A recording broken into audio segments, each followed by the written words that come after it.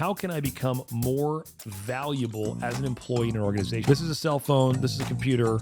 Online businesses have their phone number. You use your cell phone or the work phone to call the people online to try to sell them computer parts. That was the basic of the training. I don't know, but that took 2 weeks to figure that out. And she said, yeah, but what happened the day I retired, the day after, the stock crashed and my entire retirement was tied up in the stock.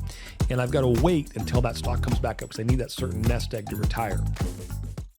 Welcome to Be Wealthy with Brett Tanner. This is episode 0004. Back in the studio, Cole. Never thought I would say that this is our office, Cole. This is homegrown Tanner Capital upstairs. This is the pantheon of success, as I like to think about it. And so today, we're going to talk about how do you get from your office to have your own podcast studio as an employee. That's not what we're going to cover. We're actually cover how to be wealthy as an employee. And so you've got advantages, right, as an employee. There's advantages as an employer.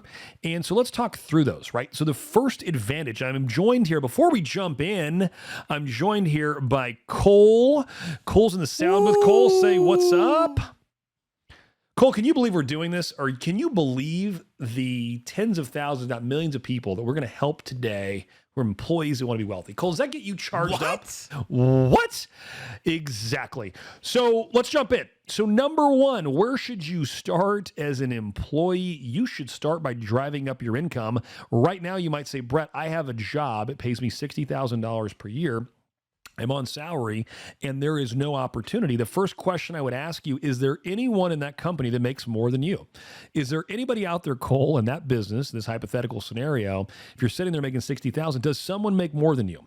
Right? If it's a company with 50 people, I bet you someone makes more than you. So that doesn't mean that $60,000 is what the company is the max they can pay. What it means is that's all they're paying you. Right? That's the market value you're bringing to their business. Now, certain jobs have certain market value, but you could also focus on how can I become more valuable? How can I become more valuable as an employee in an organization? There's lots and lots of things you can do that we're going to cover in this episode. If you are self-employed, you could listen to this for your employees or for strategy, but you could also jump ahead to our next episode, which will cover how to be wealthy as an employer.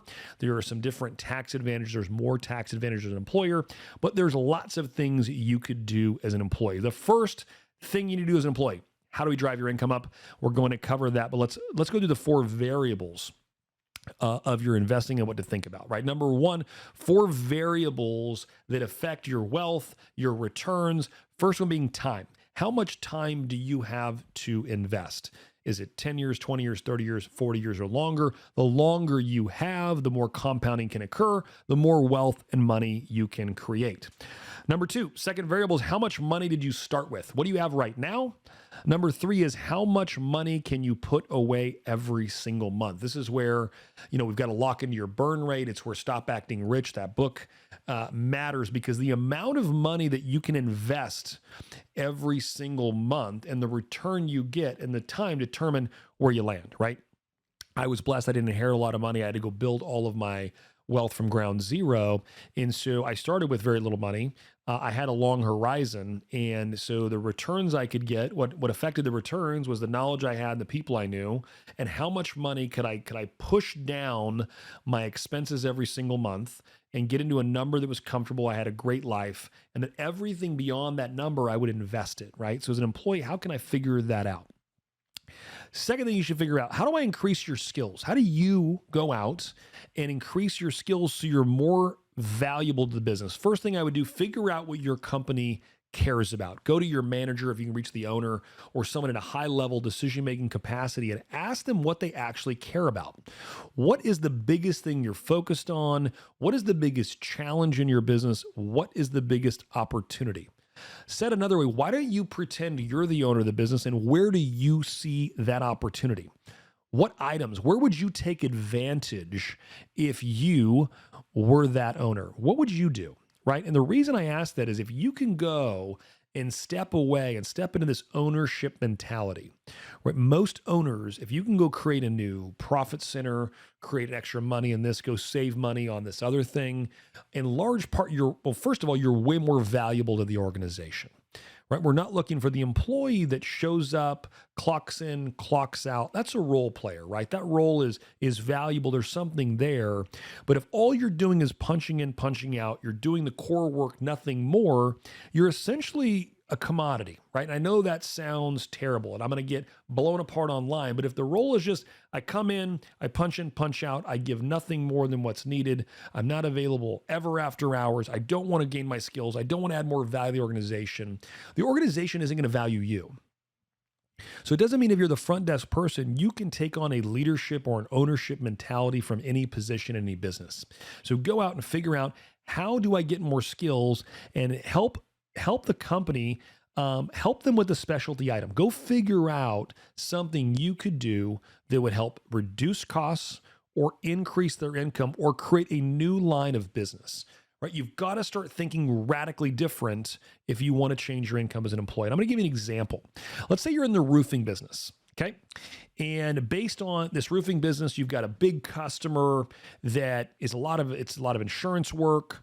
And you've got another big customer that's referring you a ton of business, right? So it's two main sources of business. But let's say you're sitting there, you're at the front desk, you're in your 20s, and you've got content skills. You love, the online world in terms of social marketing, social media marketing. And you say, hey, I would love, Mr. Owner, I want to go out there and build out our online presence. I want to build out our Facebook, our Instagram, our LinkedIn. I want to have all of our social media where it's captured.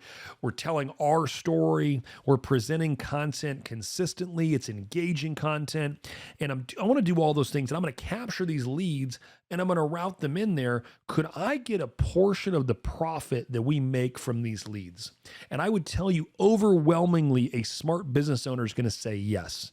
If you came to me in one of my businesses and said, I'm going to build out this new division, here's the resources I need, here's how much money it's going to take, here's what I think the returns will be. And if I'm able to do that, and largely I'm going to be spending my time, which is nights and weekends after hours, working on this, would you give me 20% of that profit created? My answer, Cole, my answer would be no question. There's no question I would think about it. You should always go as the business owner. We should be looking at inspiring our staff, show them that our world is so large. They would not need to leave our world to accomplish their goals, right? They don't have to leave us. They can accomplish their goals in the organization, and together, 1 + 1 doesn't equal 2. Right. And if you change that math, right, that equation, 1 + 1 can equal a lot more than 2. I've got relationships. I've got people in my world, in our business, that are so valuable. It's not just 2 people together. We're able to produce what 10 or 20 people could create. And we're able to do that all the time because I'm incentivizing my people based on, number one, what they want. I want to help all of my people really live like this whole be wealthy. I want my employee staff, my business partners to be wealthy, right? How do I do that? I got to create enough business, enough opportunity that they can, as an employee in our world, you can have a big enough opportunity to go out and accomplish all of your goals, and you're actually getting what you wanted, right? You're getting what you wanted out of your life. So get really clear, start asking the skills and developing the skills. Maybe it's more education. Maybe you got to go back to school and get an additional degree that would allow you to do different projects or different tasks in this business that'd be more valuable to the company. Maybe you need to go back and get an MBA. And by having an MBA in this company, you're able to move to a different division that pays more money, right? Maybe it's a specialty training, something you're currently outsourcing. Hey, we've got to send this off for testing over here. And you might make the argument, hey, I'll go get that training. I'll need help buying that machine, but then I could do that testing for us in-house. It'll make it faster. We'll make more money. And if you presented that to a smart business owner, I think you're going to see a lot of people pick up on that and want to invest in you. The interesting thing about when you start asking these questions and looking like this and thinking like this, what do you think you've done in terms of your peers at the office? You've just elevated yourself to a different level. The owner is going to be blown away. As someone who's got, between our 1099 contractors and our employees, we got over 100 people in all the organizations. And when I look at it, it's funny that Cole's one of our newest guys in our organization. He started about a year ago. And yet when we do have our state of the company every month, we've got where we come together, all the business owners, that they own equity or they own profits interest in our different companies, about 7 or 8 different businesses. We all come together once a month. They've got a format they present in. I do some training, some updates on legal things and things we're working on. And there's a format how we present on how the business is performing on its goals every single month. And I asked, it wasn't very long. Cole originally came in to film it. And it was about, I don't know, Cole, it was 4 or 5 months in. I said, hey, I want you to come to the state of the company tomorrow. And your question was, am I coming to film? And I said, well, yes, but I also want you to be you're coming as an attendee. I want you to come because I need your perspective. And you're treating this company as an owner, which is so rare.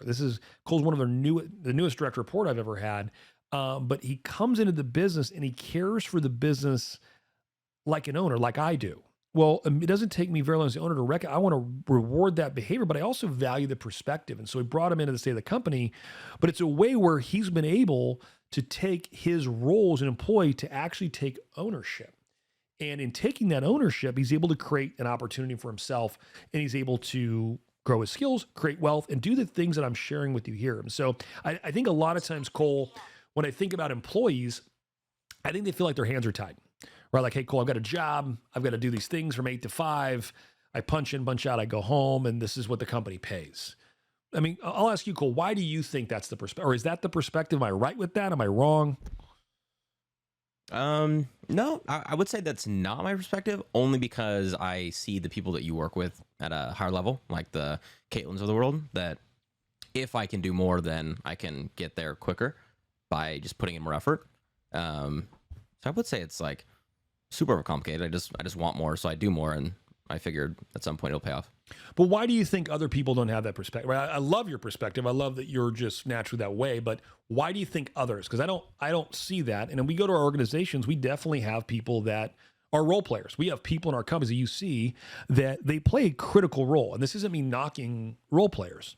And if you want to be a role player, be one. That's awesome. I will tell you, you're probably not going to experience a tremendous amount of wealth as just a role player, right? Because there's going to be some caps on your income. One of the things I always said, there's ways, Cole, that you can find a job, I believe today, that can pay. I feel like the max you can get to $80,000 to $100,000 a year working 40 hours a week if you get a tight skill set and never have to work a night, a weekend, answer anything after hours or anything. I believe when you go on that, the future, you're going to have to work some nights, some weekends, maybe get up early. Like that's the cost of a massive income. That doesn't mean it has to be forever, but there's going to be some times. But what if the extra work isn't a bad thing? Like for some reason online today, putting in extra work has become this bad thing, right? There's all this quiet quitting and all this other, just weird social things we're dealing with today. But what if the work wasn't miserable, Cole? What if you actually loved what you did so much, whether that's an employer or an owner, that it doesn't feel like work? Well, in that context, and now you're growing the business, you're taking something you're passionate about and helping the business create something. And so I just think it's one of those places I would ask that question and I would go figure out where can I create more value. If you can't come in, ask your business owner, hey, where do you think I could go? What would be the opportunities here for me? And ask that owner, and what would I need to do? What are those skills? What do I need to read? Who I need to become? And what is that process for me to reach this level, right? I think any great owner is going to embrace that and be excited. So here's another example, right? So here's an example of employee. My wife's got this friend he works in a huge accounting firm, huge accounting business. And we go to, my wife asked me to go to dinner and said, hey, we hang out and help him a little bit from a financial coaching perspective. And it's one of those things where I usually don't offer to do that because I've got the training things that I do. And it's just, I kind of keep the friend world of advice. I don't have tons of advice unless they're really asking for it. And these folks kind of were asking, but my wife was kind of pushing it on because she cares so much about him. And so she said, hey, he's in the accounting business. And so would you sit down and help him?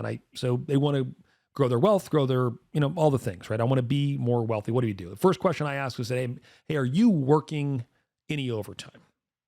I know you're in this huge accounting business, and my guess is around tax season or other times, there's times where you could put additional work and get additional money. And he said, hey, there's no overtime. I said, no, there's no overtime for you, or the entire company has no overtime. Oh no, there was plenty of overtime for those that wanted it, just wasn't getting it. And so when you think about, you go look at, well, there's an opportunity right there to grow your income. But now we could go, well, what is the position in the company that pays more money? How can I go get into that position? Right? So I would go there. And so it's funny. I reached out to my random accountant friends and we're in this big company. Hey, do you guys have more ads or more? How do I make more money as an accountant? Well, there's tons of ways you can do it. There's different revenue opportunities, whether that's if you're only doing the tax returns, can you refer out the bookkeeping portion? Or are there other ways you make money as an accountant? There's endless ways you could do it. And so when you got to take a step back and realize, I think a lot of employees, it's really easy to get just stuck in your own story. And to say it more aggressively, Cole, it's really easy to get lazy. To just be lazy out there and say, hey, I'm going to punch in, punch out, this is what it pays, and this is what it is, and realize that your life doesn't have to be like that. You can have a massive life, whether you're an employee or whether you're a business owner, and actually the amount of income made doesn't dictate where you land. One of the most eye-opening things early in my career is I assumed that the really wealthy people all had really high incomes. Now, don't get me wrong, having a really high income and really low expenses helps. There's no question. However, a good income with really great expense management where you're investing the money early and investing it consistently wins every single time, because at some point, the compounding nature, the money actually exceeds what you're earning in your day-to-day job. Like for me, my income's pretty significant, but it's my investment income that holds my income up so high, right? Because I can only earn so many dollars per year. I can earn more and more money, but largely that money, I'm taking it and investing it, right? So I've got to keep doing those things. So it's easier for me as that money pool of your net worth grows like this, right? That's going to create more annualized income, which may at some point outpace your actual work income. Right? For a while for me, my investment income has been outpacing my work income just due to the nature of the investments that we're involved in and the size of the net worth. So additional questions I'd be asking if I'm an employee, right? If I am, can I work overtime? Can I outsource something? Can I take on additional work? Right? If I can find a way to get additional things or tasks accomplished in the same time, can I bring those in, get those done, and can I get paid something more for that? Now let's talk about benefits that you can leverage. If you're an employee, there's some benefits you should think about. Number one, if your employer offers a 401k plan that's got some sort of a matching to it, I would no question participate. I'm not a fan of company 401k plans because typically they mandate what you can invest in. You're either in the standard mutual fund stocks allocation or you're invested largely in company stock, which could be amazing or could be bad. I've just seen the bad side of it. So I only want to put the amount up to the minimum they're matching. So again, if it's a 5% match and you put in the money up to that and they're matching at 5%, you're essentially getting 5% free money or free stock or whatever that is. It can make a lot of sense. Early in my career, Cole, I've only had 2 jobs ever. And I worked for a Fortune 500 company called Insight. And I was out there, and the day I started with the company, there was this celebration. This lady had been there since day one, had all her money in Insight stock or retirement. They celebrated her. Susan's riding off in the sunset, and she retired. And I went through training, and it was about 2 weeks of training to learn how to sell stuff. And I don't know why the training took so long, because basically the training back then was, this is a cell phone, this is a computer. Online businesses have their phone number. You use your cell phone or the work phone to call the people online to try to sell them computer parts. That was the basic of the training. And I don't know, but that took 2 weeks to figure that out. So as I came out of training, the lady, Susan, was sitting next to me when I got on the floor. And I said, hey, aren't you Susan? They celebrated, retired and all that. And she said, yeah, but what happened the day I retired, the day after, the stock crashed. And my entire retirement was tied up in the stock. And I've got to wait until that stock comes back up because I need that certain nest egg to retire. And I'm a young 21-year-old this time, not really understanding how the world works, but I realized I didn't want to have my entire nest egg tied to something else. So the reason I'm not a fan of huge corporate retirement plans is typically to mandate where you can invest it. But I would still participate because later, if you decide to go on your own, there are ways you can do it, but participate up to the match because you're getting the free money, right? You're getting the free money they're providing. Another benefit you might have, I would go look at your benefits, right? You need healthcare. We all have it. It's one of our biggest expenses. Most companies are going to have fantastic healthcare, but you should shop it. See, is your employer is likely paying half it. They might be paying all of it. So go look and see what are the options around healthcare and how do those benefits actually work? Can you get better insurance privately, or is it way better and there's an incredible benefits package with your company? Make sure you're looking at what those benefits are. Great employers, some big companies may have massive employee packages that you want to take advantage of. Next, I would say as an employee, if you can fund a Roth, do it. If you can't, get with Horizon Trust, get with somebody and figure out how you can backdoor and get a Roth account start working. And as soon as it's got enough funds in there, self-direct that thing and put your money in your own hands and put it in the things that you know. Next on taxes, right? So we talked you're largely W-2. There's not a ton of things you can do on the tax side, but go, set up your Roth, set up a traditional IRA if you can. Now you can look at the tax investment options, right? What are tax deferred, or are there any things you can place your money in that aren't taxed at the same rate? So you've got municipal bonds are taxed differently. Some annuities are taxed differently. In a lot of cases, right, the best tax play is real estate because of depreciation. Depending on your job and your spouse, if you have a partner, their job, there's some requirements in real estate. Everyone gets straight line depreciation. So I'll give you some basic math here. Actually, let me see if I can do it on my phone. I don't have my phone, so I'm gonna do it here. Let's assume we go buy a house for $300,000, an investment property for $300,000. The way the government's going to look at it, and we'll have some links in the show notes that'll break this down in terms of cost seg and how we do it. But if you buy an investment property and you don't say anything to your accountant, the way they're going to set it up, they're going to take that $300,000 purchase, they're going to take 20% of the price, and they're going to allocate it to the land, and you cannot depreciate the land. And you're going to take the remaining 80%, so in this example, which is going to be $240,000, and they're going to allocate that to the building. And so depreciation, the standard depreciation, you take $240,000, you divide that by 27 and a half years, 240,000 divided by 27 and a half years for residential, gives you $8,727 you will depreciate per year. So that's an expense. So let's just say that rental property makes $20,000 a year net after taxes, insurance, HOA management, all that stuff. You're going to subtract another $8,727 out of it. You're not going to pay tax on that amount. Now, if you qualify to be a professional real estate investor, we can take that same depreciation, that same 27 and a half years, but we're able to shorten it. We're able to take more in the first year, and then we'll take less over the remaining 26 and a half years. In that same example, that $300,000 house that had a $240,000 building, you might be able to depreciate as much as $100,000 year one, $80,000 year one, which would, if you're in the high tax bracket of 37% plus whatever your state taxes are, it can be a huge, huge savings. On most of the buildings I'm buying like that, I'm going to end up with around probably $100,000, $120,000 deduction, something like that. And the tax side will be around a $30,000, $40,000 tax savings per building that I'm buying, right? So it creates another incentive to buy real estate. So if you've got a spouse that's maybe going to manage your portfolio and they're going to spend their time on it, there's an amount of time you have to spend to get into to get in the tax qualification of a professional real estate investor. Is always, before you make any decision, make sure you're getting with your CPA or tax advisor and checking to make sure that the things we're talking about work for your unique situation. We always want you to be checking with them.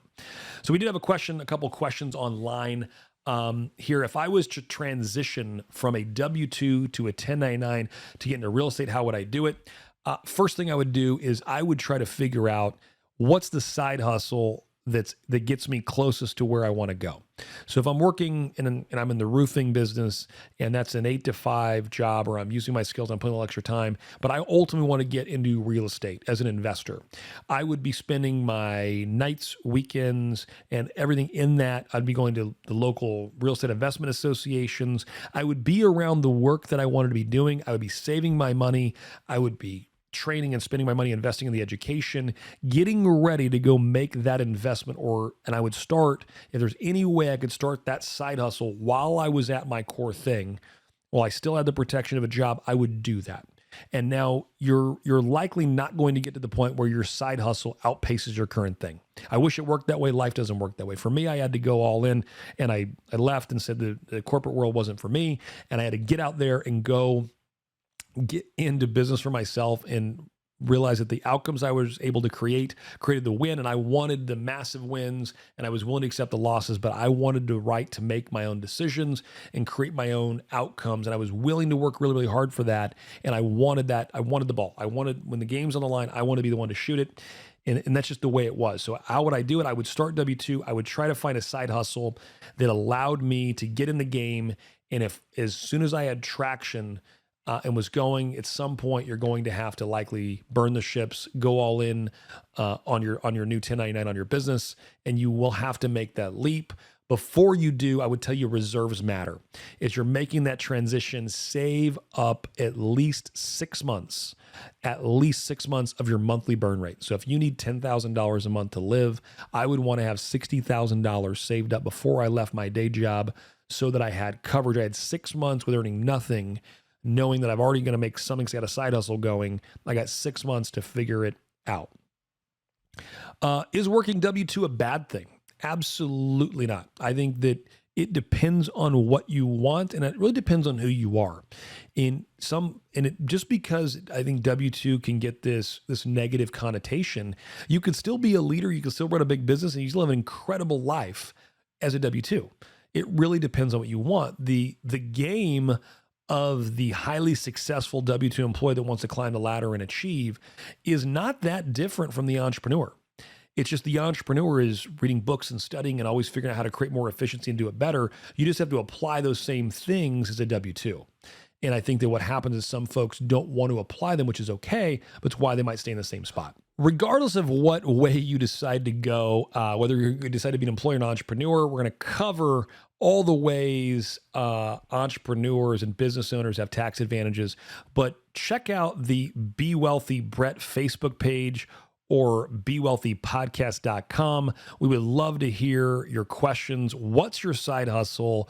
What's your path, and how are you maximizing your taxes? If you got questions, please reach out to us there and we can bring some of those answers back on a future episode.